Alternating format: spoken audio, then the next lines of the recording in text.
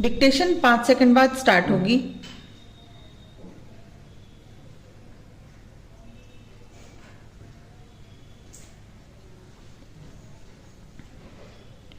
महोदय, भावात्मक एकता की चर्चा आजकल भारतीय जनजीवन के प्रायः प्रत्येक क्षेत्र में हो रही है।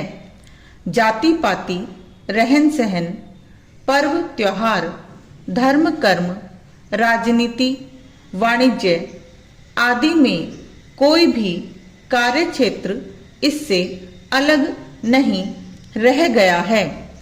भाषा के संबंध में इस बात की चर्चा विशेष रूप से होने लगी है और विशेषकर स्वतंत्रता प्राप्त होने के पश्चात इसका मतलब यह नहीं है कि स्वाधीनता से पूर्व हमारे देश में भावात्मक एकता नहीं थी। वास्तव में स्वाधीनता संग्राम के समय हमारे देश के प्रत्येक नागरिक ने हृदय से यह अनुभव किया था कि चाहे किसी भी धर्म के हों, कोई भी भाषा बोलते हों, किसी भी जाति या वर्ग के समझे जाते हों और राजनीतिक दृष्टि से हम किसी भी पक्ष या दल के हों, हम मूलतः एक हैं, भारतवासी हैं, भारत माता के प्रति अनन्य अनुराग रखने वाले आत्मीय प्राणी हैं, भाई बहन हैं। इसी भावात्मक एकता ने हमें स्वतंत्र भारत के प्रतिष्ठित नागरिक बनने का अवसर दिया था। एकता और अखंडता के इसी परंपरागत प्राचीन सूत्र को पिछले 5 दशकों से हो रहा है।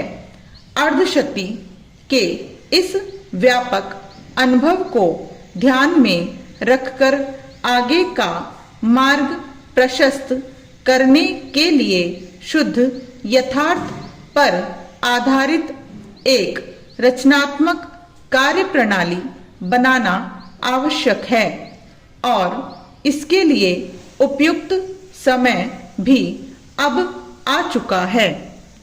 भारत का संविधान उसके समस्त नागरिकों को यथोचित न्याय, स्वतंत्रता और समता प्राप्त कराने तथा व्यक्ति और राष्ट्र के हित में पारस्परिक बंधुत्व की भावना को आगे बढ़ाने के लिए कृत संकल्प है। इसी संकल्प के अनुरूप संविधान के निर्माताओं ने सुचिंतित और संतुलित भाषा नीति को रूपान्वित किया है। संघ तथा राज्यों में शासकीय प्रयोजनों के लिए किन किन भाषाओं का प्रयोग किया जाए, उच्चतम न्यायालय तथा उच्च न्यायालयों में अधिनियमों तथा विधेयकों की भाषा क्या हो और हिंदी के विकास के लिए किस दिशा में आगे बढ़ना है, इन सभी बातों पर बड़ी बारीकी और समझदारी के साथ सोच विचार कर राजभाषा संबंधी भाग 17 को 4 अध्यायों में निबद्ध किया गया है। भारत जैसे बहुभाषी राष्ट्र में भाषा भेद के कारण भावात्मक एकता में कोई बाधा न पहुँचे, इस बात को सुनिश्चित किया गया है। संसद तथा विधान मंडलों में किस प्रकार विचार विनिमय हो, इस बात को भी अनुच्छेद 120 तथा 210 में स्पष्ट किया गया है।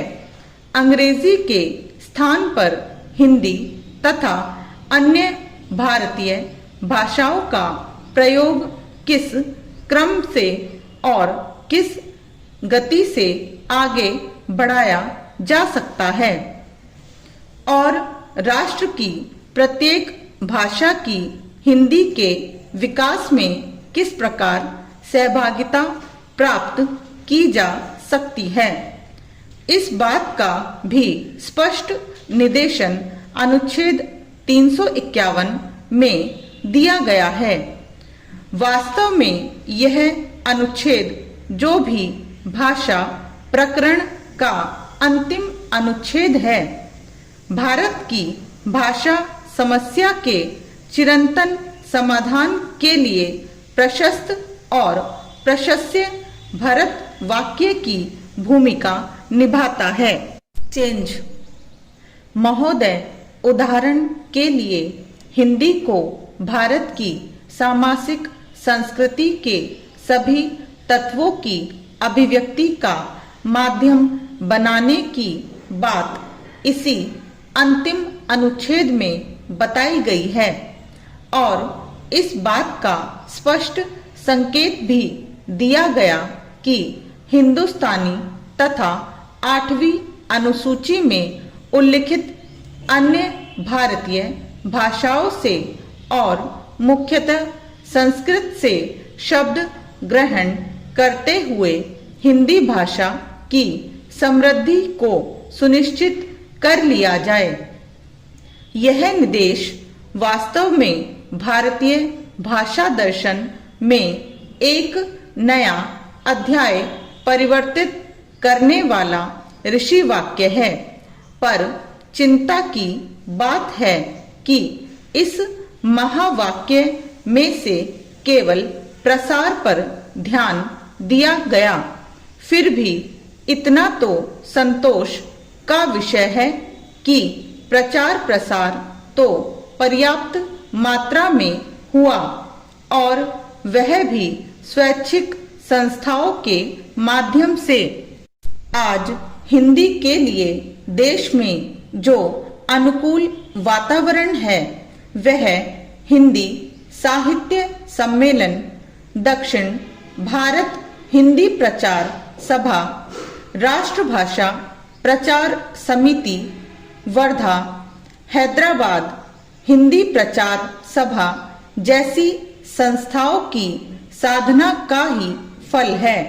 सरकार की ओर से केंद्रीय साहित्य अकादमी, नेशनल बुक ट्रस्ट आदि संस्थाओं ने भी इस दिशा में स्पृहणीय कार्य किया है, जिससे हिंदी तथा अन्य भारतीय भाषाओं के बीच साहित्यिक आदान प्रदान का एक व्यवस्थित कार्यक्रम आयोजित हो सका। इससे दो लाभ हुए। पहला यह कि विभिन्न भारतीय भाषाओं में प्रणीत उत्तम साहित्य की जानकारी अखिल भारतीय स्तर पर प्रायः सभी भाषा भाषियों को उपलब्ध होने लगी और इसी से भावात्मक एकता भी बलवती होती जा रही है।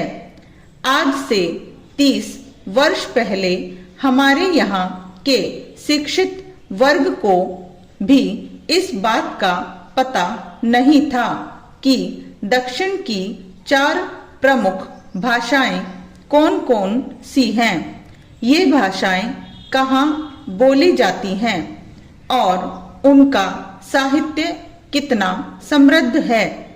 उत्तर भारत में रहने वाले किसी भी तेलुगु भाषी, कन्नड़ भाषी या तमिल भाषी को बिना किसी मतभेद के केवल मद्रासी कहा जाता था।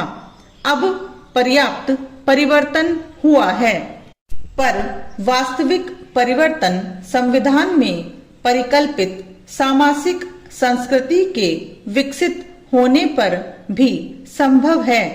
सामासिक संस्कृति बहुत ही सारगर्भित है, क्योंकि इसी में भारत की भारतीयता की पहचान है।